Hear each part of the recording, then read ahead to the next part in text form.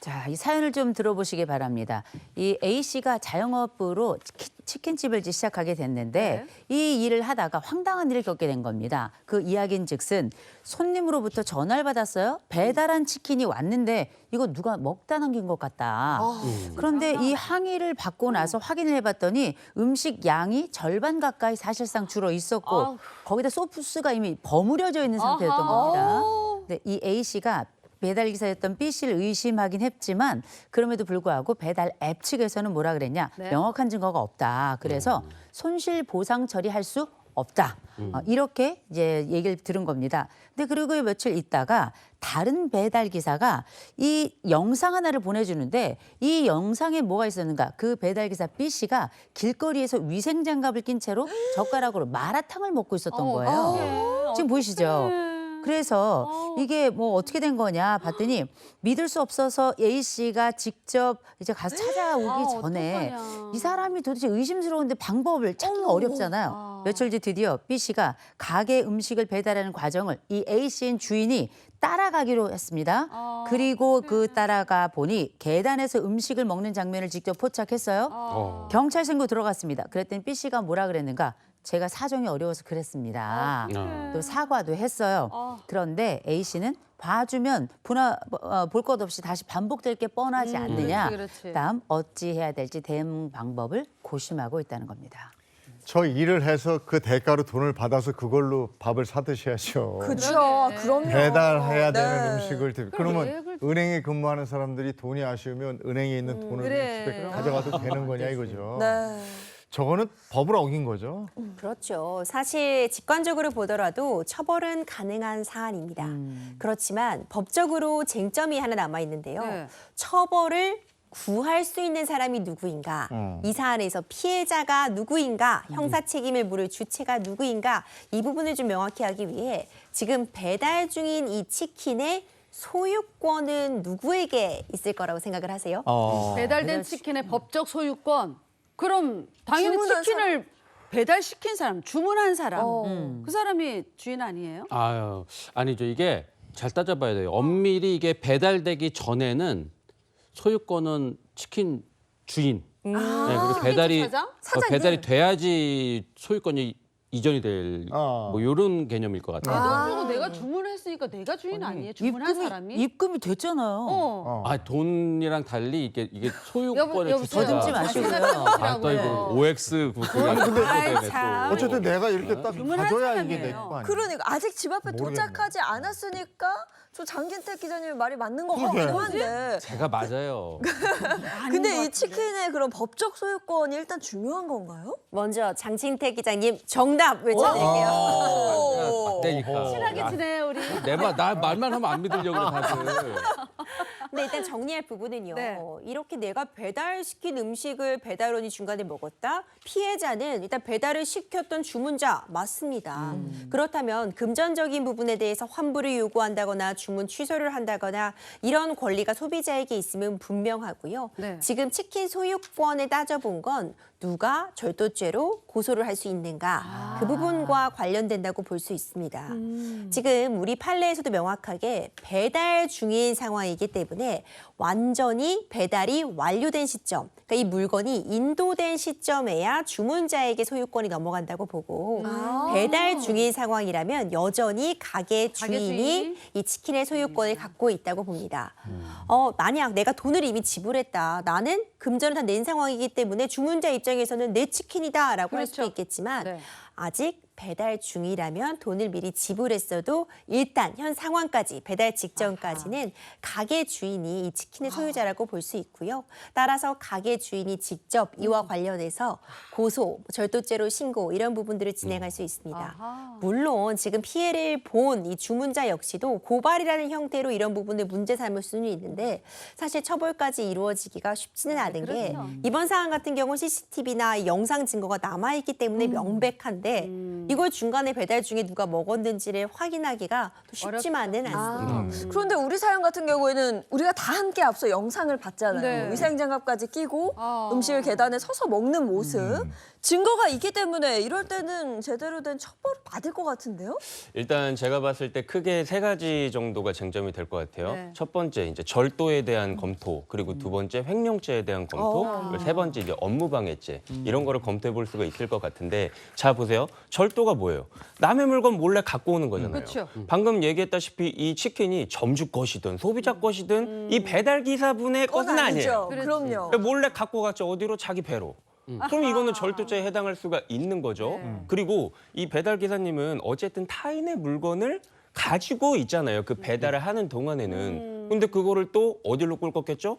배로. 그럼 이런 경우에는 또 이제 횡령죄가 문제가 될 수 있을 것 같아요. 그리고 마지막으로 업무방해죄를 우리가 검토해 볼 수가 있을 것 같은데, 잘 보세요. 이제 이 배달 기사분이 저렇게 좀 몰래 빼 드시고 이제 다시 막 이렇게 배달하러 가십니다. 그럼 입 이렇게 닦고 먹은 거 닦고 또 다른 콜을 받아가지고 또 다른 데로 가요. 이게 뭐냐면 위계에 해당할 수 있다는 거예요. 즉 속임수예요. 그렇지. 나 안 먹었는데 그리고 다른 걸 내가 받아서 언제? 또 가고 또 오셔가지고 또 안 먹었는데요. 염리동 뭐 콜 들어왔습니다. 또 가시고. 이거는 사실 점주 입장에서 보면 점주의 업무를 방해한 거라고 볼 수가 있을 것 같거든요. 마지막으로 이런 행위가 한 번이 아니었다는 거예요. 그렇지. 상습적으로 계속 일어났어요. 입 닫고 또 먹고 입 닫고 또 먹고 입 닫고 또 먹고. 이거는 뭐가 될 수가 있다?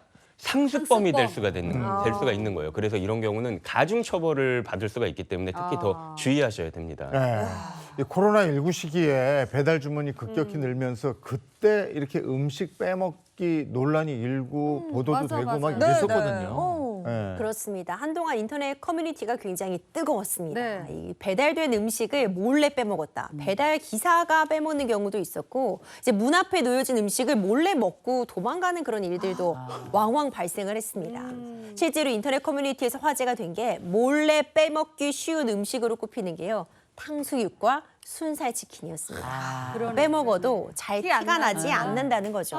반면 몰래 먹기 어려운 음식으로는 감자탕, 떡볶이 이렇게 열었을 때 먹고 나면 뚜껑에 국물이 묻는 음식은 먹기가 어렵다, 주의가 필요하다 이런 글도 나왔는데 사실 굉장히 충격적이죠. 그래. 이런 행동은 절대 해서는 안 되겠습니다. 네, 아니 뷔페입니까? 감자탕 먹었다가 떡볶이 먹었다가 치킨 먹었다가.